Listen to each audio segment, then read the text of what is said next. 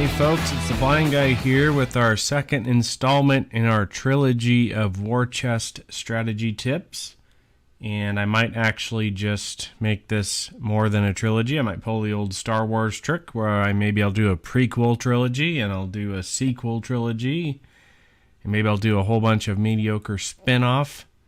Okay, that's enough. I'll stop. So this is number 2. And I'm up against a player who is extremely good. Nemesis, I think. Nemesis. He wins over 80% of his games. He's ranked number 16, and he's reached Grandmaster. And he's actually a bit of a brat. He'll talk trash sometimes in the chat, which is kind of lame, I think, but that's okay. He's a good player. I guess he's earned it. And so this was a random game, so we did not pick these teams. And so what I like to look at first, as soon as we get the teams, I'm not going to put the magnifier and block his chips. So just remember, I can't, when I played this game, I couldn't see what he had. And I can't tell how many chips he has in his bag either. So I'm not going to use those as any kind of tips as we go here. But what I initially do is I look to see what I have and how it stacks up compared to what he has. And we develop a strategy real quickly. So, looking at my chips, I've got the Swordsman, who is a good late game unit. So I'm not going to focus on him early. Berserker, top 3 unit, very strong. Cavalry, strong unit as well. Definitely in the top 8. And Crossbowman, who's comparable to the Cavalry. Let me know in the comments below if you have a preference between the two.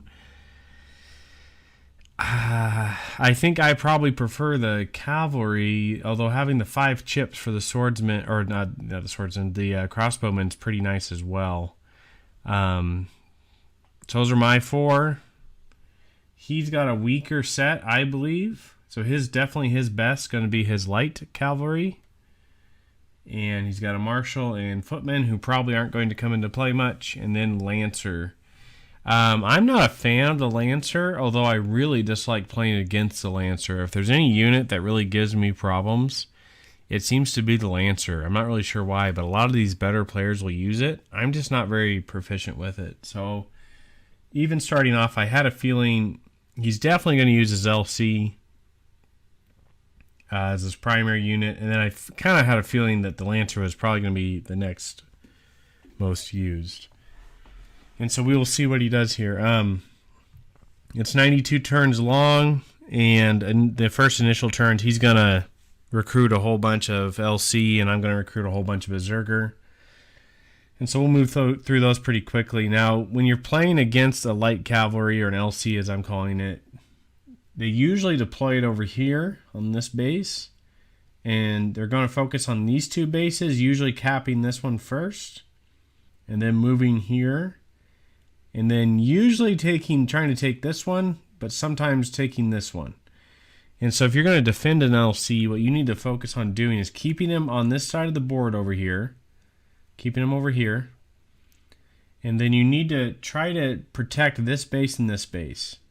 So you can kind of move as a wave this direction and just keep him in containment over here. If you let him bounce around, get him behind you, that's really bad. So try to always keep somebody on your base back here.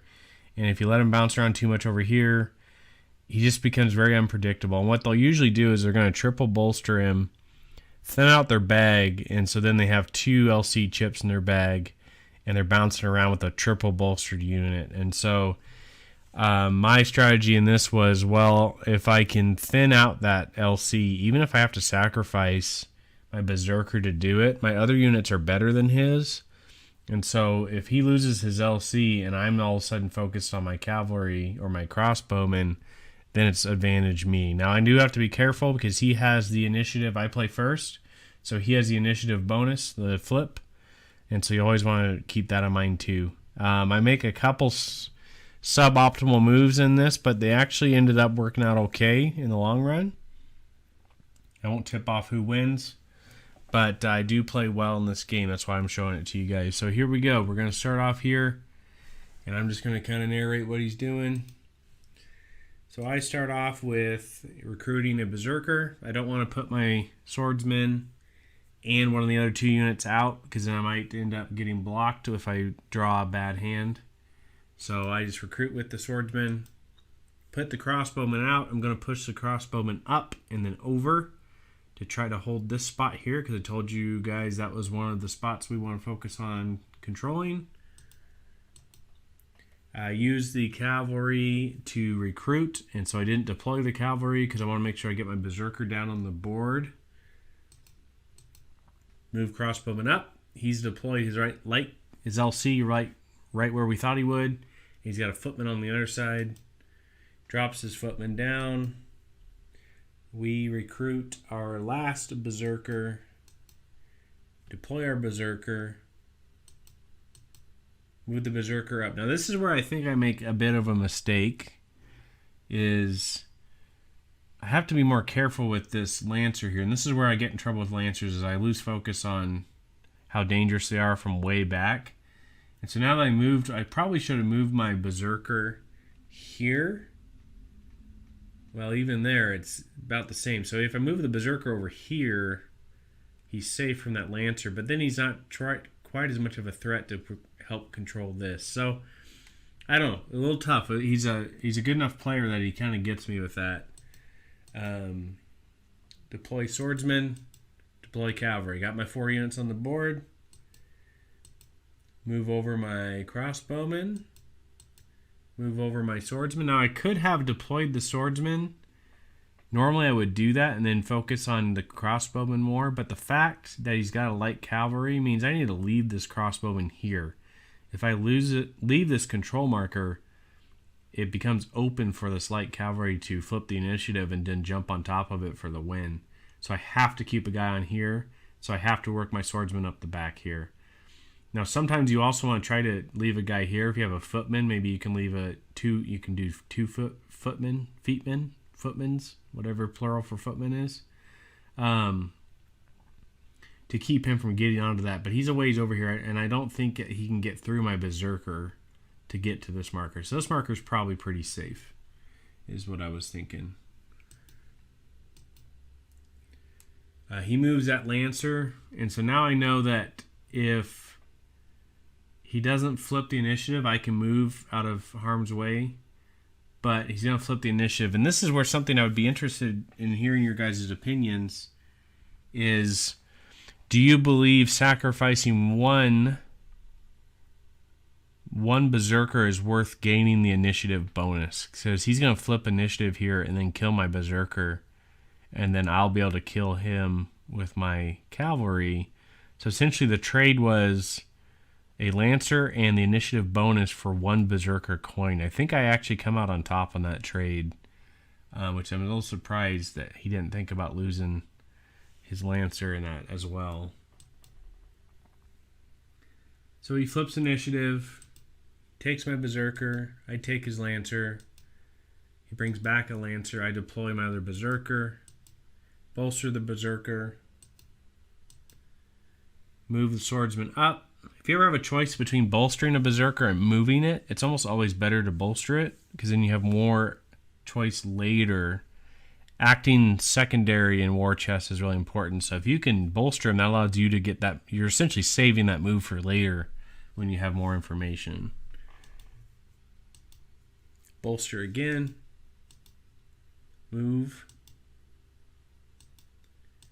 Cap the base with the crossbowman. And now he's bolstered double. He's got a single bolster on his LC. I move up my regular cavalry to threaten that Lancer. I then move up the Berserker, take control with the Berserker.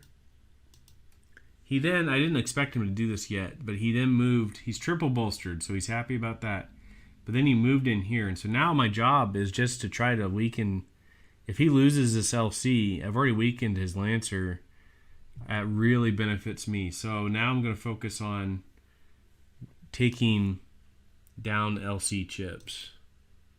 Attack with the cavalry, block the Lancer with the cavalry as well. He takes the cavalry.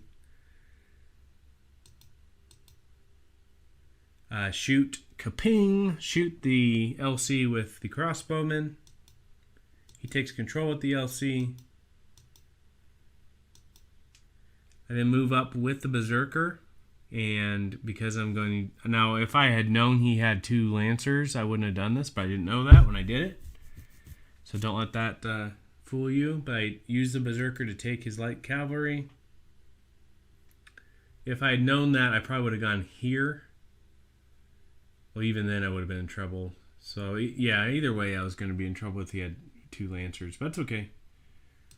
He moves back, and then he's going to kaping me with his Lancer. That's okay.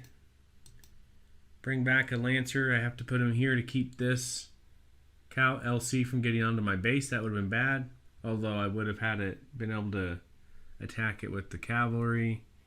I just prefer to keep guys off of my bases. He takes my crossbowman.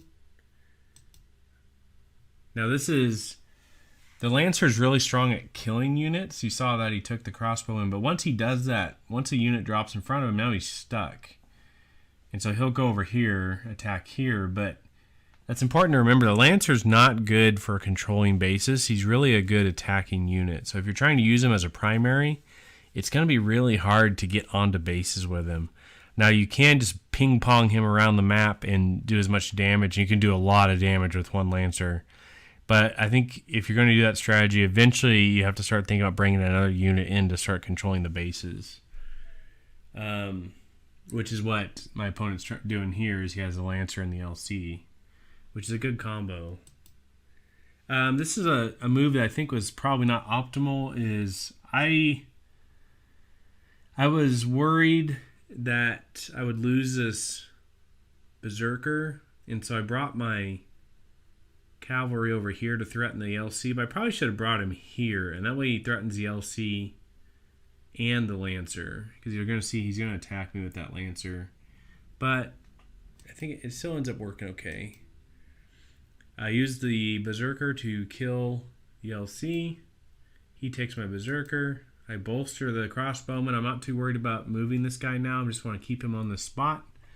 And this is where losing a Berserker in a game is not the end of the world, because then you have a lot of them in your bag that you can use to plug a hole at the end of the game, because a lot of times you're having to just plug a hole to allow you to get onto the last base to win. And so you'll see that's going to benefit me here once I lose that Berserker.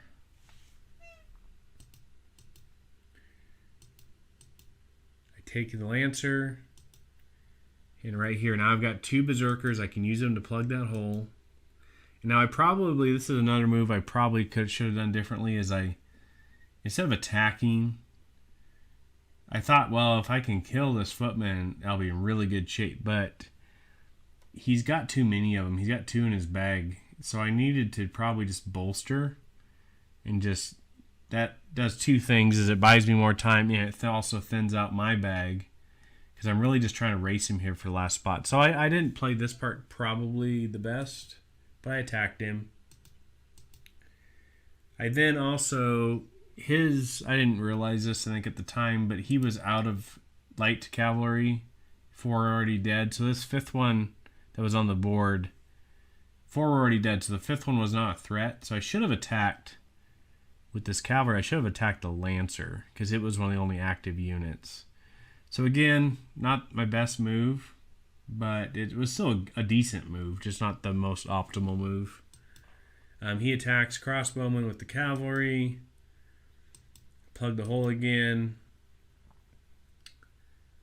And I play first, so I plug the hole again.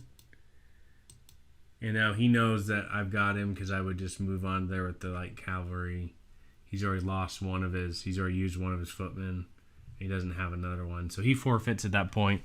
So I won the game. I'm pretty stoked about that, but I really think I could have won it more easily if I had made a couple better moves there. So let me know what you think in the comments below. Some of you guys were commenting on my other videos. I really appreciate it, and I really appreciate hearing what you guys are thinking, because War Chest is such an elegant and beautiful game.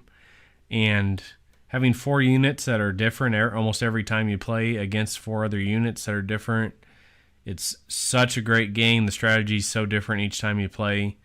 I love it. I think it's pretty awesome. If you guys want to play online, let me know. warchestonline.com is an amazing site. So that's what I've got for this one. I'll put up the third one when I get it done. And you guys have a nice day. Laters on the Minjay. Laters on the Minjay.